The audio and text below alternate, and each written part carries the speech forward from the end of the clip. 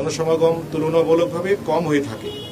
সেই জন্য পশু ব্যবসায়ীদের কাছ থেকে পশু বিক্রির টাকা ছিনতাইয়ের মতো ঘটনার প্রতিরোধে র্যাব কার্যকরী ব্যবস্থা গ্রহণ করেছে।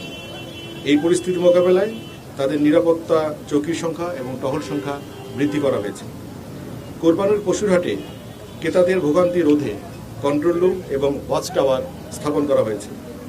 পাশাপাশি নগদ লেনদেন পরিহার করে ক্যাশলেস বা কার্ডের মাধ্যমে মূল্য পরিশোধে উৎসাহিত করা হচ্ছে। জাল টাকা প্রতিরোধ এবং শনাক্তে প্রয়োজনীয় সরঞ্জাম প্রস্তুত রাখা সহ জাল টাকা উৎপাদনকারীদের বিরুদ্ধে অভিযান অব্যাহত রয়েছে। পবিত্র ঈদুল আজহা উপলক্ষে কোরবানির পশুবাহী যানবাহন যেন কেউ জোরপূর্বক কোনো নির্দিষ্ট হাটে নিতে বাধ্য না করতে পারে সে বিষয়ে নজরদারি অব্যাহত রয়েছে।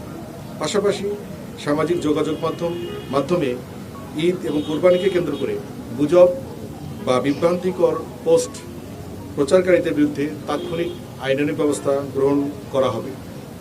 এছাড়াও দেশের আইনশৃঙ্খলা পরিস্থিতি স্বাভাবিক রাখতে যে কোনো ধরনের সন্ত্রাসী কার্যক্রম এবং অন্যান্য অপরাধমূলক কার্যক্রম দমনে র্যাব তার নিয়মিত টহল, গোয়েন্দা নজরদারি এবং আবিধানিক কার্যক্রম অব্যাহত রাখবে। পরিশেষে সকলের প্রতি শুভকামনা রেখে আমি আমার বক্তব্য শেষ করছি। আপনাদের সকল